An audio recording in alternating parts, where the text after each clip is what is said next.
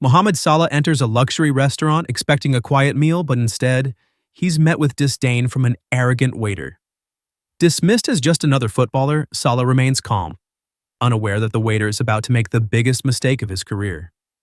What happens when the truth comes out? And who will truly be left speechless? Stay with us till the end. This is a story of power, humility, and unexpected justice. The soft glow of chandeliers bathed the restaurant in golden light, casting elegant shadows across the polished marble floors. The air carried the rich aroma of aged wine and sizzling prime cuts, a silent reminder that this was no ordinary place. This was Le Violette, one of the most exclusive restaurants in the city, a sanctuary for the elite, where wealth wasn't just expected, it was demanded. Mohamed Salah stepped through the glass doors, his presence unnoticed at first. He wasn't dressed in a tailored suit like the businessmen occupying the best seats. No designer watch flashed on his wrist. Instead, he wore a simple black sweater, comfortable jeans, and white sneakers, an outfit that would make him blend in anywhere else. But here it made him stand out. A few pairs of curious eyes flickered in his direction, but none lingered. The guests were too consumed by their own status to concern themselves with a man they assumed was beneath them. That was the way it worked in places like this. Salah didn't mind. He had come for the food, for a quiet evening away from the madness of the football world. No flashing cameras, no screaming fans. Just a simple meal in a place where he wouldn't be disturbed. Or so he thought. Behind the host's podium, Julian, the restaurant's head waiter, watched him with a raised eyebrow. His sharp, tailored uniform hugged his frame perfectly, his slicked-back hair untouched by the heat of the kitchen. He had been working at Le Violette for years, and in that time, he had developed a talent for spotting the right kind of clientele. And the man standing before him? He wasn't it. Julian took a slow, deliberate breath, masking his disapproval with a carefully trained smile. He didn't recognize Salah, nor did he care to. As far as he was concerned, this was just another nobody who had wandered into a place he didn't belong. "Good evening, sir," Julian greeted, his voice smooth, practiced. "Do you have a reservation?" Salah met his gaze, offering a polite nod. "I believe so." Under Mohamed Salah, Julian didn't bother checking the list. Instead, he let his eyes sweep over Salah's outfit one more time. No expensive jewelry, no suit, no air of importance. If this man was dining here, he must have been someone's guest. Or worse, someone who had barely scraped together the money for one special night, hoping to impress someone. Julian exhaled through his nose. Pity. "Ah, yes," he said after an unnecessary pause, tapping his fingers against the podium. "You're here alone?" Salah nodded. "Interesting," Julian murmured. His smile didn't reach his eyes. "Right this way, sir." But instead of leading him toward the coveted window-side tables where city lights stretched like diamonds across the horizon, Julian took him in the opposite direction, toward a small, dimly lit table near the entrance, positioned uncomfortably close to the staff service station. A place meant for those who shouldn't be here. Salah noticed.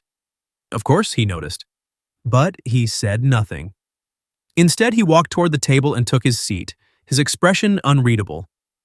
Julian, mistaking silence for submission, smirked as he turned on his heel. In his mind, he had put this man in his place. What he didn't realize, what he couldn't realize, was that the biggest mistake of his career had just begun. Julian moved through the restaurant with effortless confidence, his polished shoes clicking against the marble floor. He prided himself on his ability to read people, to assess them in an instant. The wealthy were easy to spot, tailored suits, expensive cologne, the subtle arrogance of those who believed they owned the world. And then there were the others, the ones who didn't belong but somehow found their way in. The ones who thought that a single night in luxury could erase a lifetime of being ordinary.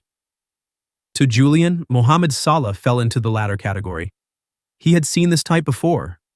A man who had probably saved up for months just to experience one evening in a place far beyond his means. No expensive watch, no designer brand flashing across his chest. The outfit was clean, simple, and in Julian's mind, cheap. If it weren't for the reservation, he would have assumed Salah had gotten lost on his way to a sports bar. The thought made Julian smirk.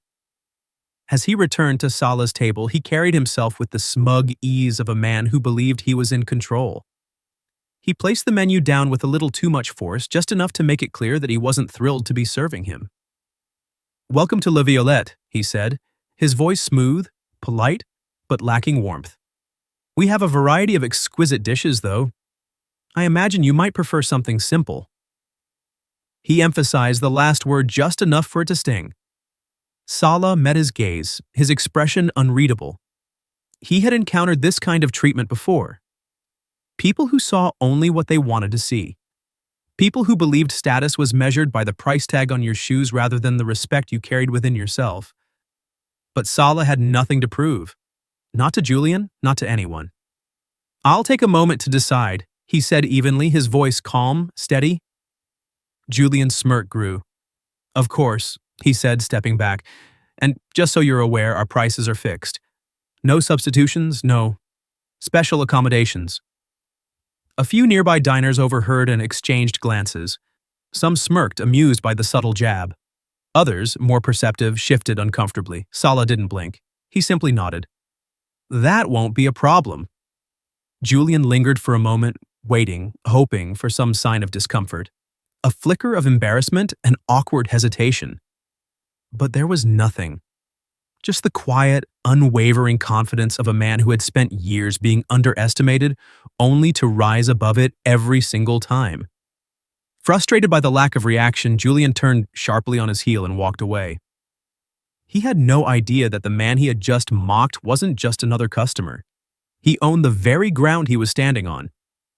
Julian moved through the restaurant like a performer on stage, flashing rehearsed smiles at wealthy patrons, bowing slightly at their orders, making them feel important. It was an act he had perfected, one that required balance. Flatter the rich, tolerate the rest. And if someone didn't belong, well, then it was his job to remind them of their place. And in Julian's mind, Mohamed Salah was beneath this place. He had watched as other guests ordered the finest cuts of steak, bottles of wine aged longer than some marriages, dishes that cost more than a week's salary for most people. But when he returned to Salah's table and asked for his order, he wasn't surprised.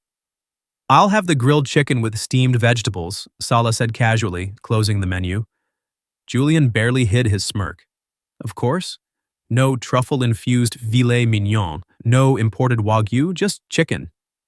He let out a quiet sigh, making sure Salah saw the faint roll of his eyes. "Ah, a classic choice," he said, his voice dripping with feigned politeness. "Simple and safe." Salah nodded, unfazed. "Sometimes simple is best." Julian forced a thin smile, but inside he was irritated. He wanted something from this man, some sign that he felt out of place, that he was overwhelmed, that he was regretting stepping foot into a world he didn't belong to. But Salah wasn't giving him anything. Julian clicked his pen and wrote the order with exaggerated slowness. "And a drink?" "Just water," Salah said. Julian scoffed under his breath. No wine, no specialty cocktail, just water. The kind of order that screamed, "I can't afford anything else." "Very well," Julian said, snatching the menu from the table a little too quickly. "I'll have that right out." As he walked away, a couple at a nearby table exchanged glances. They had been watching the exchange, and something about it unsettled them. They weren't sure who the man in the casual clothes was, but they knew condescension when they saw it. Meanwhile, Salah leaned back in his chair, completely at ease. He had faced stronger opponents than a smug waiter with a superiority complex. If there was one thing his years in football had taught him, it was patience. And soon, Julian would learn just how costly his arrogance could be. The soft clinking of silverware and hushed conversations filled the restaurant, a steady rhythm of wealth and privilege. Mohamed Salah ate in silence, his posture relaxed, his expression unreadable. He wasn't here to prove anything. He wasn't here to demand respect. He had learned long ago that those who underestimated him eventually revealed more about themselves than about him.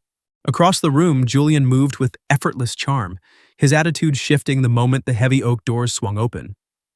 A man entered, mid-50s, tall, with salt and pepper hair, and an air of authority that turned heads. His tailored suit, crisp and perfectly cut, suggested wealth that went beyond flashy displays.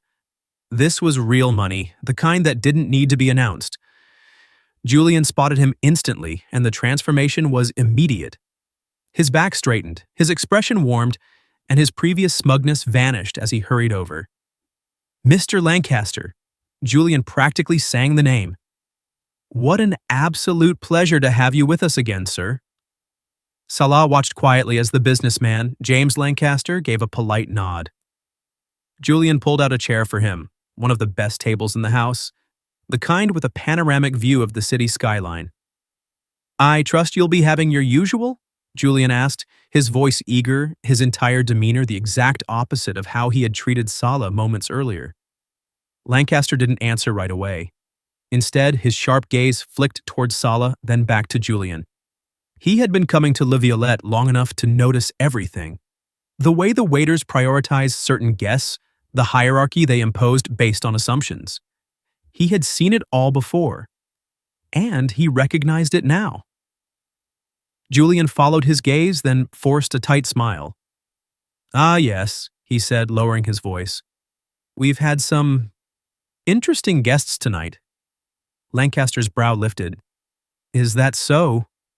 Julian smirked, tilting his head towards Salah's table. Oh, you know how it is. Some people like to, how should I put this, experience luxury, even when it's a bit beyond their reach. A flicker of something unreadable passed across Lancaster's face. He studied Salah for a moment, taking in his calm demeanor, the quiet confidence in the way he held himself. Julian chuckled under his breath.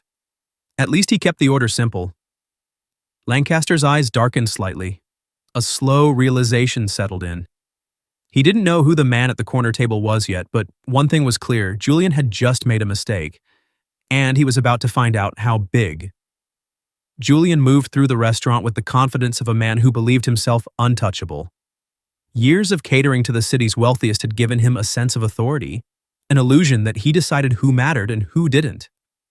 To him, service was an art, one where the right patrons were pampered while the lesser ones were tolerated at best. And right now, he had decided that Mohamed Salah was one of the lesser ones. As he passed by Salah's table, he barely concealed his disdain. The simple meal, the casual clothes, the lack of expensive wine, everything about this man screamed out of place to him. And Julian, always one to seize an opportunity for entertainment, decided to make a point of it.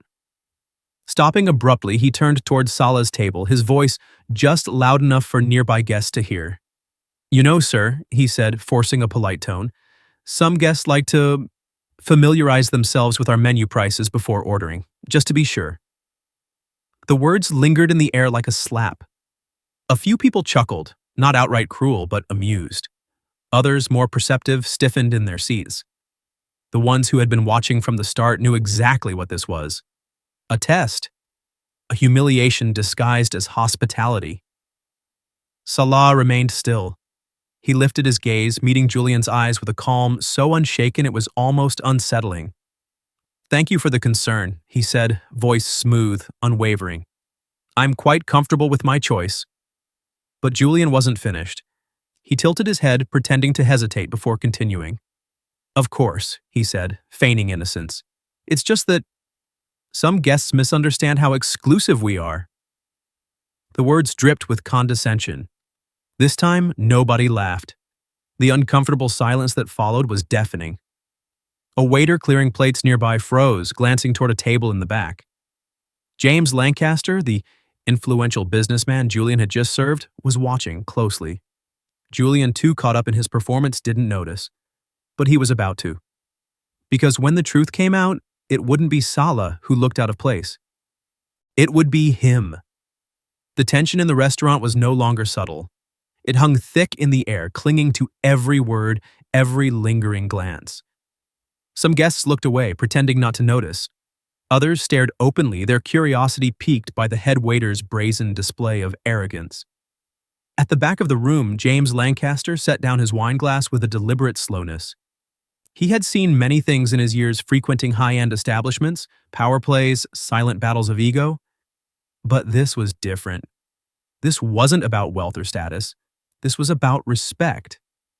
He leaned back in his chair, watching as Julian smirked, still oblivious to the shifting atmosphere around him. The waiter had pushed too far and he didn't even realize it. With quiet amusement, Lancaster gestured toward Julian. "Tell me," he said smoothly, "do you know who that man is?" Julian blinked, momentarily caught off guard. "Him?" He gave a small laugh as if the question itself was ridiculous. "Oh, I recognize the type, one of those footballers." Lancaster raised a brow. "And that means—" "What exactly?" Julian smirked. "It means he's famous for now. These athletes, they come and go, they have their moment in the spotlight, make their money, but in real circles." He gave a dismissive shrug. "They don't hold any real influence, not like true business leaders, not like the men who actually run things." Lancaster held his gaze, expression unreadable. He let the words sit for a moment before speaking again. "So, just to be clear," he said, voice smooth as silk, "you believe he holds no power here?" Julian scoffed. "None that matters?" Across the room, Salah watched in silence, still unreadable, still composed. But inside, the storm was building. Because what Julian didn't know, what he had completely failed to grasp, was that the man he had just mocked was about to change everything. The soft murmur of conversation had faded into uneasy silence. Guests shifted in their seats, sensing something unfolding before them, something they weren't supposed to witness. Julian, still standing tall in his own arrogance, had no idea that his moment of control was slipping through his fingers like sand. And then the doors swung open. A man in a crisp navy suit strode in, his presence commanding instant attention. His shoes barely made a sound against the polished marble, yet the weight of his authority pressed down on the room. Richard Vaughn, one of the senior managers of La Violette, moved with purpose, scanning the restaurant until his gaze locked onto Salah. Julian, sensing a shift, straightened slightly. He recognized Vaughn immediately, but something felt off. And then it happened. The composed, well-dressed manager walked straight towards Salah's table, bypassing every other high-profile guest, every multimillionaire dining in luxury. And when he stopped in front of Salah, he bowed his head slightly in respect. "Sir," Vaughn said smoothly, "I didn't realize you were here tonight." The weight of that single word, "sir," sent a ripple through the restaurant. A waiter standing nearby nearly dropped a tray. A woman at a corner table whispered something to her husband, her voice filled with confusion. The businessman, James Lancaster, watched the scene unfold with quiet amusement. But Julian? Julian froze. For the first time since this exchange began, uncertainty flickered across his features. "I trust everything is to your satisfaction," Vaughn continued, his voice steady. But there was an unmistakable edge beneath his professionalism, one that warned of what was to come. Salah, still calm, nodded. "So far." Julian swallowed. His mouth opened slightly, but no words came out. His mind raced, trying to catch up, trying to make sense of the impossible. And then, the final blow landed. Lancaster, smirking from his table, leaned forward. His voice was clear, deliberate, and sharp enough to cut through Julian's remaining delusions. "This isn't just any customer," he said. His eyes gleamed with something close to satisfaction as he let the truth settle over the stunned room. "This man owns the place." Julian's breath hitched. The blood drained from his face. His hands, the same ones that had so carelessly slapped down Salah's menu, trembled at his sides. And suddenly the walls around him collapsed. Julian's world tilted. The words echoed in his mind, refusing to settle. "This man owns the place. Number it couldn't be." He stared at Salah, his throat tightening, searching for something, anything, that would prove this was some elaborate joke. But there was no laughter, no hint of deception, just the calm, unwavering gaze of a man who had known the truth all along. The blood drained from Julian's face. His fingers twitched at his sides, but his feet felt like they had been cemented to the ground. His carefully curated confidence, the smug superiority he had carried through the night, shattered in an instant. The restaurant was silent. All eyes were on him now, the same guests he had once tried to impress with his wit, his condescension, his power. But there was no amusement in their expressions anymore, only judgment. The realization hit him like a hammer to the chest. He had mocked the owner of La Violette, belittled him, publicly humiliated him in front of some of the most influential people in the city. His breath came in shallow, uneven gasps. "Mr. Salah, I didn't—" The words choked in his throat. There was nothing he could say, no excuse that would erase what had already been done. He had treated Mohamed Salah like an outsider, a nobody. And now, standing under the crushing weight of his mistake, he was the one who didn't belong. Vaughn, the senior manager, took a slow step forward. His sharp gaze flickered between Julian and Salah, his voice low but firm. "I think we have a problem." Julian flinched. His heart pounded violently, the certainty of what was coming crushing him from the inside out. He had spent years crafting his reputation, his status, his place in this world of wealth and exclusivity.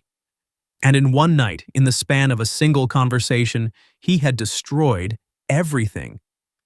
Julian braced himself for the inevitable. He had seen powerful men humiliated before, and it never ended quietly. He expected rage, demands, maybe even an immediate order to have him thrown out of the restaurant. That was how men with true power responded when disrespected. But Mohamed Salah wasn't like other men. He sat there calm, unreadable, his fingers lightly tracing the rim of his water glass.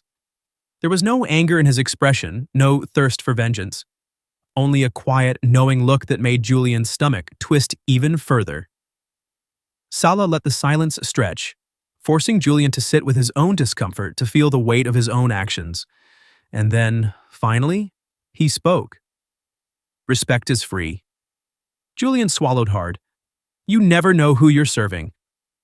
The words weren't shouted. They weren't laced with venom, but they cut deeper than any reprimand ever could. Julian's breath hitched. He had spent years in this restaurant, deciding which guests were worthy of courtesy and which weren't. But he had never stopped to consider what that revealed about himself. Salah leaned forward slightly, his voice steady, measured. "The way you treat people when you think no one is watching, that's who you really are." Julian's throat tightened. He felt exposed, stripped of the self-importance he had built his entire career upon. The restaurant was still. No one spoke. No one moved. The tension wasn't fueled by Salah's words alone, but by the truth behind them. Julian had tried to belittle a man he thought was beneath him. Instead, he had been taught a lesson in humility. And the worst part? No amount of apologies could undo it. Julian stood motionless, his once proud posture now reduced to a slumped, defeated frame. His face burned with shame, not just because of what had happened, but because of how easily it could have been avoided. One choice, one assumption. That's all it had taken to unravel him. The weight of Salah's words still pressed down on him, heavier than any reprimand his superiors could give. He had built his reputation on exclusivity, on deciding who was worthy of respect. But now, stripped of his arrogance, he saw himself clearly for the first time. He had been wrong, not just about Salah, but about everything. The senior manager, Vaughn, cleared his throat, bringing the entire restaurant staff together. Every waiter, every hostess, even the kitchen staff stepped forward, the tension still hanging in the air. "Let tonight be a lesson," Vaughn said firmly, his gaze sweeping across them. "This establishment stands for excellence. But excellence is not just about the food, or the decor, or the caliber of guests who walk through those doors." His eyes flicked briefly to Julian, who remained silent, head bowed. "It's about how we treat people, whether they are a billionaire or a man ordering a simple plate of food." No one spoke. No one dared to. And then Salah stood up. Every gaze shifted toward him as he pushed in his chair with quiet grace. There was no smugness in his expression, no need to revel in Julian's downfall, only understanding, as if he had seen this kind of moment play out many times before. With one final glance at Julian, Salah gave a small nod. "A little kindness goes a long way," he said softly. Then, without another word, he walked toward the exit. As the doors swung open, the restaurant seemed to exhale, the storm passing as quickly as it had arrived. But its impact remained, hanging in the air like an unspoken truth. Julian watched him go, the lesson etched into his soul. Because justice always finds its way, but true power? True power is in how you treat others.